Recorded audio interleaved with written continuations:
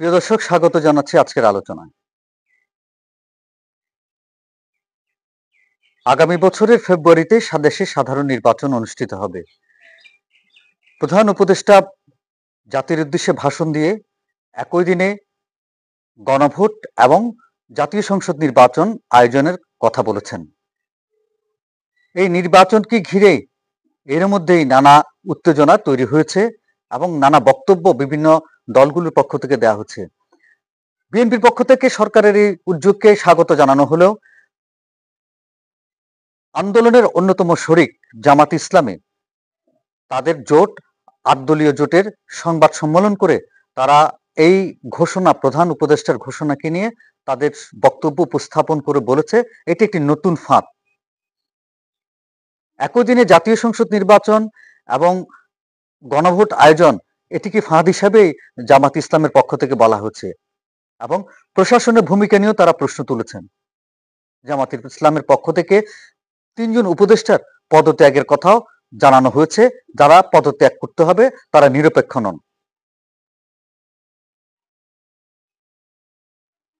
এমনি এক অবস্থার মধ্যে বিএনপি তার রাজনৈতিক কার্যক্রম তারা বিভিন্ন জায়গায় চালিয়ে যাচ্ছেন। বিএনপির পক্ষ থেকে একই দিনে গণভোট আয়োজন এবং সাধারণ নির্বাচন, এটা তাদের দীর্ঘদিনের দাবি ছিল এবং সে দাবি অনেকাংশে সরকার পূরণ করছে বলে তারা মনে করছেন এবং তারা এই সরকারের ঘোষণাকে অভিনন্দন জানিয়েছেন। রাজনীতির এই ডামাডোলের মধ্যে আগামী ১৭ তারিখ মানবতা বিরোধী অপরাধে সাবেক প্রধানমন্ত্রী শেখ হাসিনার মানবতা বিরোধী যে মামলা আছে সে মামলার রায় ঘোষণার দিন ধার্য রয়েছে। এই রায় ঘোষণাকে ঘিরে ইতিমধ্যেই আওয়ামী লীগের পক্ষ থেকে গত ১৩ই নভেম্বর সারা দেশে তারা লকডাউন পালন করে এবং ব্যাপক সহিংস ঘটনা ঘটে। বিভিন্ন স্থানে বোমাবাজির ঘটনা ঘটেছে, জ্বালাওপোড়ের ঘটনা ঘটেছে। সরকার অবশ্য কঠোর হস্তে সেগুলো দমন করার চেষ্টা করেছেন। ১৭ তারিখ যে রায় ঘোষিত হবে সেটাকে নিয়েও জনমনে ব্যাপক আতঙ্ক তৈরি হয়েছে। এখন এই যে আতঙ্ক তৈরি হচ্ছে মানুষের মধ্যে, এই বিষয়গুলো নিয়ে এখন বিভিন্ন জায়গায় আলোচনা হচ্ছে। সরকার অবশ্য তাদের অবস্থান আগে থেকে জানান দিচ্ছে যে জননিরাপত্তা বিষয়টি তারা অত্যন্ত গুরুত্ব সহকারে দেখছেন, যাতে কোনো ধরনের অপ্রীতিকর ঘটনা যাতে না ঘটে। এই জন্য তারা আইন শৃঙ্খলা বাহিনীকেও তারা সতর্ক রেখেছেন। এর আগে ১৩ তারিখ যখন ওই আওয়ামী লীগের পক্ষ থেকে এই লকডাউন কর্মসূচি দেওয়া হয়েছিল তখনও আইন শৃঙ্খলা বাহিনীকে তারা সজাগ রেখেছিলেন এবং সেখানে তারা প্রয়োজনে বিভিন্ন স্থানে বিশেষ করে ঢাকা এবং চট্টগ্রামে বিজিবি মোতায়েন করেছিলেন যাতে সহিংস ঘটনা যাতে না ঘটে। একদিকে জাতীয় সংসদ নির্বাচন, অপরদিকে বিচারের রায় এবং আন্তর্জাতিক মহলে নানা ধরনের প্রশ্ন, এগুলো আসলে মানুষকে ভাবিয়ে তুলছে। এত সব কাজের মধ্যেও, এই আন্দোলন সংগ্রামের মধ্যেও যে কাজগুলো হচ্ছে, যে সরকার চেষ্টা করছে যে দেশটাকে একটি গণতান্ত্রিক ধারায় নিয়ে যাওয়ার জন্য। কিন্তু সেই গণতান্ত্রিক ধারা কি সঠিকভাবে এগুচ্ছে কিনা এটা নিয়ে রাজনৈতিক দলগুলোর মধ্যে নানা ধরনের বিরোধ, বিপত্তি, নানা কথাবার্তা, নানা ধরনের বক্তব্য প্রচারিত হচ্ছে। জামাত ইসলামী এর আগে তারা ৩০০ আসনে প্রার্থী ঘোষণা করে তারা মাঠ পর্যায়ে তারা কিন্তু এখন কাজকর্ম করছে। তারা নির্বাচনেরকে প্রস্তুতি হিসেবে নিয়ে তাদের প্রার্থীরা বিভিন্ন জায়গায় ভোটারদের কাছে যাচ্ছেন, ভোটের কথা বলছেন, তারা ভোটারদেরকে সংগঠিত করা চলছেন। তবে একটা জিনিস বেশি লক্ষণীয়, সেটা হচ্ছে দেখা যাচ্ছে তারা যে ভোট প্রচারণা যাচ্ছেন সেখানে তারা আওয়ামী লীগের যে ভোট ব্যাংকগুলো আছে সেটিগুলোকে তারা তাদের নিয়ন্ত্রণে নেওয়ার জন্য তারা চেষ্টা করছেন। আওয়ামী লীগের তো বিশাল একটি ভোট ব্যাংক আছে, এই ভোট ব্যাংকটা কোথায় যাবে?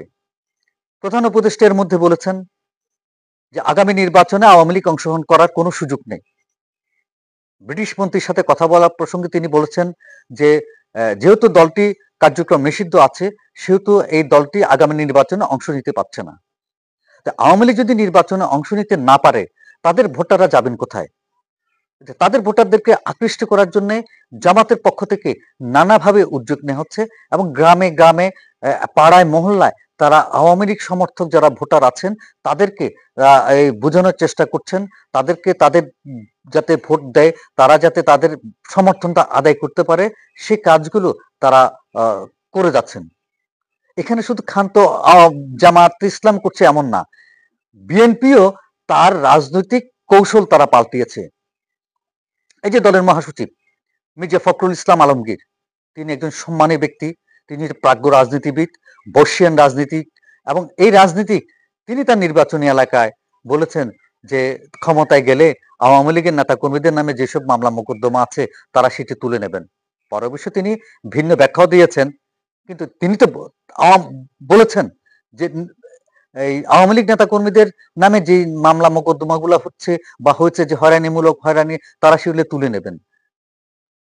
তারাও সেটা সেই জায়গা থেকে চেষ্টা করছেন যে আওয়ামী লীগের ভোট ব্যাংকটা কিভাবে তাদের নিয়ন্ত্রণে নিয়ে আসা যায়।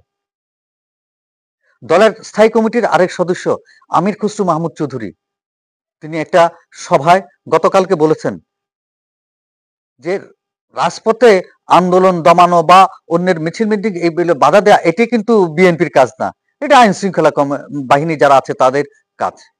তিনি অবশ্য যথার্থ বলেছেন যে রাজনৈতিক দল হিসেবে তাদের তো দায়িত্ব না যে কে মিটিং করলে কে করবে না, কার মিটিং ভেঙে দিতে হবে, কাকে ধরে দিতে হবে, কাকে ধরতে হবে না, এই কাজটা তো নিশ্চয়ই বিএনপির না, এই কাজটা আইন শৃঙ্খলা বাহিনীর।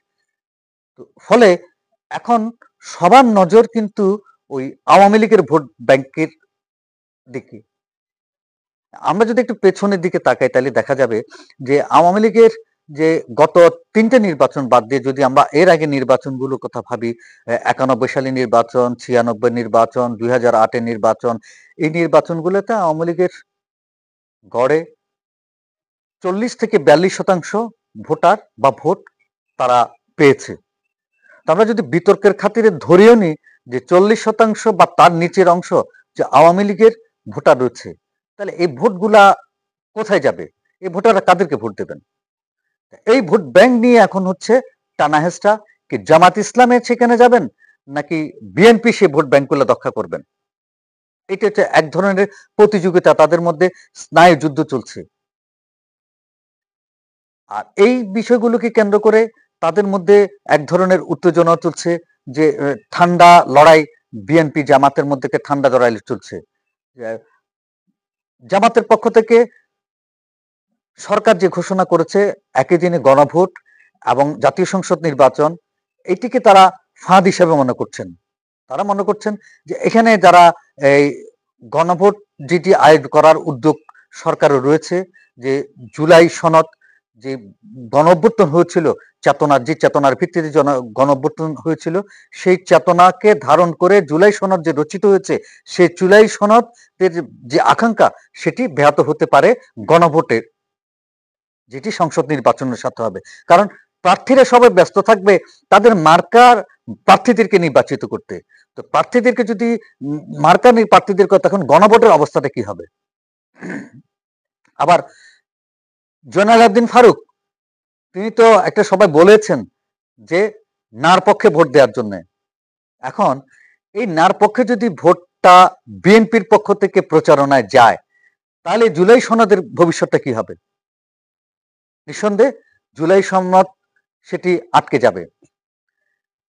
এদিকে বামপন্থী রাজনৈতিক দলগুলো তারাও ঢাকা একটা সমাবেশ করেছে।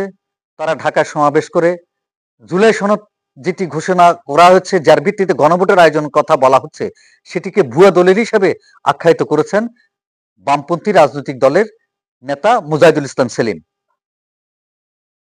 তিনি বলছেন যে ন্যূনতম যেসব বিষয়ে রাজনৈতিক দলগুলোর মধ্যে ঐক্যবদ্ধ হয়েছিল, ঐক্যমত প্রতিষ্ঠিত হয়েছে, সেই ঐক্যমতকে বাদ দিয়ে সরকার একটা ভুয়া দলিল জাতির সামনে উপস্থাপন করে গণভোটে দিচ্ছে। সুতরাং এই ভোট, এই দলিল ভুয়া এবং সেটি তারা প্রত্যাখ্যান করেছেন। এর মধ্যে এই জুলাই সনদ, শেখ হাসিনার বিচার, নির্বাচন, এগুলো নিয়ে যখন নানা ধরনের তর্ক বিতর্ক, নানা আলোচনা চলছে, এর মধ্যেও সাবেক প্রধানমন্ত্রী শেখ হাসিনা আন্তর্জাতিক গণমাধ্যমগুলোতে প্রতিদিনই সাক্ষাৎকার প্রচারিত হচ্ছে, প্রতিদিনই সাক্ষাৎকার দিচ্ছেন। তার সময়কালে ছাত্র আন্দোলনের উপর গুলি চালানো বা তার শাসনামল, বিভিন্ন বিষয় নিয়ে সেই গণমাধ্যমকে তিনি বক্তব্য দিচ্ছেন এবং আন্তর্জাতিক গণমাধ্যমগুলো একদম ফলাও করে সেই প্রচারণা চালাচ্ছেন। রয়টার্স, বিবিসি, আল জাজিরা সহ এএফপি, বিভিন্ন গণমাধ্যম যেটি বিশ্বের আন্তর্জাতিক স্বীকৃত গণমাধ্যম, সেখানে প্রতিদিনই শেখ হাসিনার তার যে সাক্ষাৎকার সেটি সরকারের জন্য এক ধরনের চাপ তৈরি করছে বলে অনেকে মনে করছেন আন্তর্জাতিকভাবে। এবং আওয়ামী লীগের পক্ষ থেকে বা এই যে শেখ হাসিনার বা তাদের পক্ষ থেকে তারা একটা আন্তর্জাতিকভাবে এই বিচার প্রক্রিয়া নিয়ে একটা প্রশ্ন তুলতে চাচ্ছেন, প্রশ্ন তুলছেন। তারা এটিকে ক্যাঙ্গারু কোর্ট হিসাবে আখ্যায়িত করছেন। ফলে আগামী যে দিনগুলো আসছে, আগামীতে যে নির্বাচন, সেগুলো নিয়ে নানা ধরনের মানুষের মধ্যে সংশয় তৈরি হয়েছে।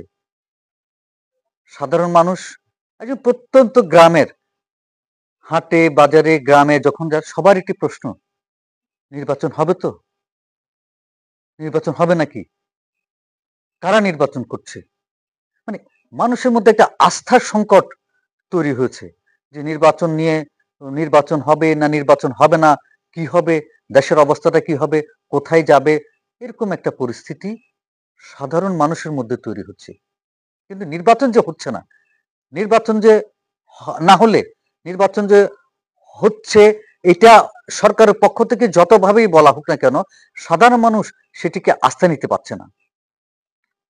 আর দীর্ঘ সময় ধরে নির্বাচন না হওয়ার কারণে দেশের অর্থনৈতিক অবস্থাটা খুব একটা ভালো যাচ্ছে বলে মনে হচ্ছে না।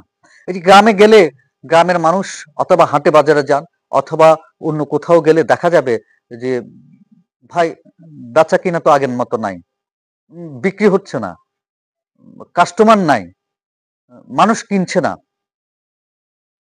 সবাই এই ধরনের বক্তব্যগুলো বলছেন। কিন্তু গ্রামের কৃষকের সাথে কথা বললে তারা বলছেন, ভাই আমি তো এই যে লাউ আগে বিক্রি করতাম, গত বছর অনেক ভালো দামে বিক্রি করেছে, এবার তো বিক্রি হচ্ছে না, বাজারে এনেছি বিক্রি হচ্ছে না।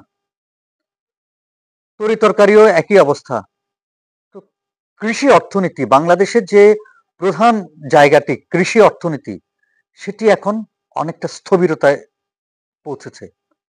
কৃষকদের পকেটে টাকা নেই, কৃষকরা বিনিয়োগ করছেন, তারা উৎপাদনে যাচ্ছেন, কিন্তু সেক্ষেত্র থেকে তারা যে উৎপাদিত পণ্যের যে ন্যায্য দামগুলো পাবেন সেটি তারা পাচ্ছেন না। তাদের বেচা বিক্রি অনেকাংশ কমে গেছে, বিক্রি হচ্ছে না। অর্থাৎ মানুষের ক্রয় ক্ষমতাটা কমে গেছে। কেন ক্রয় ক্ষমতাটা কমে গেছে? ক্রয় ক্ষমতাটা কমে গেছে বলে মানুষ যেগুলো বলছেন সেটা হচ্ছে যে আগে যে মানুষের পকেটে টাকা ছিল, এখন পকেটে টাকা নাই। পকেটে টাকা নাই কেন? পকেটে টাকা নাই কারণে যে আগে যে বিভিন্ন প্রজেক্টের কাজগুলো হতো, উন্নয়ন প্রকল্পের কাজ, ব্যবসা বাণিজ্য কাজ, মানুষ চাকরি বাকরি বা নানা দিক থেকে মানুষের পকেটে টাকা পয়সার লেনদেন হতো এবং সেটি মানুষের একজন থেকে আরেকজনের, আরেকজন থেকে আরেকজনের পকেটে মানুষের ঘুরতে থাকতো। এখন সেটা অনেকাংশে স্থবির হয়ে যাওয়ার কারণে মানুষের নিত্য দৈনন্দিন যে কার্যক্রম, যে পরিচালনা করা, মানুষ কিন্তু কঠিন অবস্থার মধ্যে পরিচালিত হচ্ছে। ফলে নির্বাচনটা তো অত্যন্ত গুরুত্বপূর্ণ। যত দ্রুত নির্বাচন হবে তত মানুষের যে আকাঙ্ক্ষার জায়গাটা, একটা জায়গাটাকে এসে পৌঁছাবে। নির্বাচিত সরকার এলে দেশে একটা স্থিতিশীলতা ফিরে আসবে। দেশের স্থিতিশীলতা ফিরে আসলে দেশে বিনিয়োগ, উন্নয়ন, অন্যান্য সকল কার্যক্রমগুলো পরিচালিত হবে। মানুষের অর্থনৈতিক যে স্বাবলম্বী সে কাজটি সেটি শুরু হতে পারে। এটা কিন্তু গ্রামে, হাটে বাজারে যেখানে আপনি যাবেন সেখানে দেখবেন এই প্রশ্নগুলো উত্থাপিত হচ্ছে। কিন্তু এর মধ্যেই আরো একটি দুঃসংবাদ বা সুসংবাদ, আমরা যেভাবেই বলি না কেন, চট্টগ্রাম বন্দরকে নিয়েও রাজনীতি উত্তপ্ত হচ্ছে। সরকারের পক্ষ থেকে চট্টগ্রাম বন্দরের দুটি terminal, new marine container terminal এবং যেটি নির্মাণাধীন একটা লালদিয়া চর, এই দুটি টার্মিনাল বেসরকারি ব্যবস্থাপনায় ছেড়ে দেওয়ার কথা বলা হচ্ছে। লালদিয়া চরটা ৩০ বছরের জন্য একটা প্রতিষ্ঠানের সাথে কথা বলছে, চুক্তির দ্বার প্রান্তে পৌঁছেছে। একইভাবে নিউ মেরিন কন্টেইনার টার্মিনাল, যেটি এনসিটি নামে পরিচিত, সেটিও দুবাভিত্তিক একটা প্রতিষ্ঠানকে ইজারা দেওয়া হচ্ছে বা লিজ দেওয়া হচ্ছে বলে সরকারের পক্ষ থেকে বলা হচ্ছে। কি কারণে? সেটা হচ্ছে যে সক্ষমতা বাড়াইতে হবে, যাতে গতিশীলতা বাড়ে বন্দরের, বিনিয়োগ বাড়ে দেশের, এইসব কথা বলে সেখানে এই বেসরকারি প্রতিষ্ঠানকে তারা সরকারের পক্ষ থেকে ইজারা দেওয়ার কথা বলছে। কিন্তু বন্দর কর্মচারী, শ্রমিক কর্মচারী ঐক্য পরিষদ, বামপন্থী বিভিন্ন রাজনৈতিক দল এবং জামাত ইসলাম সহ বিএনপিও সরকারের সিদ্ধান্তের বিরোধিতা করছে। তাদের বক্তব্য হচ্ছে এটি একটা স্পর্শকাতর এলাকা, চট্টগ্রাম বন্দর, তার পাশে বাংলাদেশের স্বাধীনতা সার্বভৌমত্ব রক্ষাকারী যে আইন শৃঙ্খলা বাহিনী আছে তাদের অনেক গুরুত্বপূর্ণ স্থাপনা আছে। আবার এই যে বঙ্গোপসাগর এবং সেই সমস্ত গুরুত্বপূর্ণ একটি স্থাপনার জায়গায় যদি একটি বিদেশি প্রতিষ্ঠানকে দেওয়া হয়, সেখানে স্বাধীনতা সার্বভৌমত্ব বাংলাদেশের লঙ্ঘিত হতে পারে, তাদের একটা বলা হচ্ছে। এবং তাদের আরেকটা বক্তব্য হচ্ছে যেখানে এনসিটি একটি গুরুত্বপূর্ণ যে বন্দর বা ওই যেটি যেখানে সক্ষমতার চেয়ে অনেক বেশি সেখানে কন্টেনার হ্যান্ডেলিং হচ্ছে এবং এই হ্যান্ডেলিং এর কারণে জাহাজের গড় অবস্থান কমছে, এমনকি সোনার ডিম পাড়া হাঁসকে কেন বাইরের কাছে তুলে দিতে হবে, বাইরের কোনো প্রতিষ্ঠানের কাছে দিতে হবে? এই এনসিটি একসময় পরিচালনা করছিল সাইড পাওয়ারটেক নামের একটি প্রতিষ্ঠান। গত জুলাইতে তাদের মেয়াদ শেষ হয়ে যাওয়ার পরে সেটি বাংলাদেশ সেনাবাহিনী পরিচালিত ড্রাইডক লিমিটেডকে হস্তান্তর করা হয়। ড্রাইডক লিমিটেডের কাছে হস্তান্তরের পরে তার সক্ষমতা যেটি সাইড পাওয়ারটেকের আমলে ছিল তার চেয়ে অনেক অনেক বেশি পরিমাণ তারা সেখানে কন্টেইনার হ্যান্ডলিং করছে, জাহাজের গড় অবস্থান সময় কমে নিয়ে আসা হচ্ছে এবং একদম অনেক স্মুথলি সেটি পরিচালিত হচ্ছে। ফলে এই যে বন্দরের বেসরকারীকরণ প্রক্রিয়া, বন্দরের বিভিন্ন যে জেটি বা এই বন্দরের বিভিন্ন স্থাপনাগুলা বেসরকারীকরণ করা হচ্ছে, এই করণের বিরুদ্ধে এক ধরনের জনমত এর মধ্যেই গড়ে উঠেছে যে বন্দর বেসরকারীকরণ করা যাবে না, এটা আমাদের জাতীয় সম্পদ। এবং এই জাতীয় সম্পদ রক্ষায় বামপন্থী সংগঠনগুলো এর আগে ঢাকা থেকে চট্টগ্রাম পর্যন্ত লং মার্চ করেছে। চট্টগ্রামে তারা এর মধ্যে সমাবেশ করেছে। শ্রমিক কর্মচারী ঐক্য পরিষদ তারাও বিভিন্ন কর্মসূচি দিয়েছে এবং আগামীতেও অনেকগুলো কর্মসূচি আছে। এক কথা বলা যাবে যে আগামী দিনগুলোতে বাংলাদেশের রাজনীতি ক্রমশ উত্তপ্ত হয়ে উঠছে এবং এই উত্তপ্ত হওয়ার পরিপ্রেক্ষিতে দেশের যে গতিপথ, যে আগামী ফেব্রুয়ারিতে যিনি সাধারণ নির্বাচন, এই নির্বাচন নিয়ে এক ধরনের শঙ্কা তৈরি হয়েছে। যদিও সরকার বারবার বলছে যে ফেব্রুয়ারিতে নির্বাচন হবে, কিন্তু মানুষ তো আশ্বস্ত হতে পারছে না। সরকারের নানা কর্মকাণ্ড মানুষকে বিভ্রান্ত করছে। তাহলে সরকারকে উচিত যে দ্রুত একটি জাতীয় সংসদ নির্বাচন করে নির্বাচিত সরকারের হাতে ক্ষমতা হস্তান্তর করা। নির্বাচিত সংসদ বা নির্বাচিত যে পার্লামেন্ট হবে, সে পার্লামেন্টে তারা তাদের করণীয় নির্ধারণ করবেন।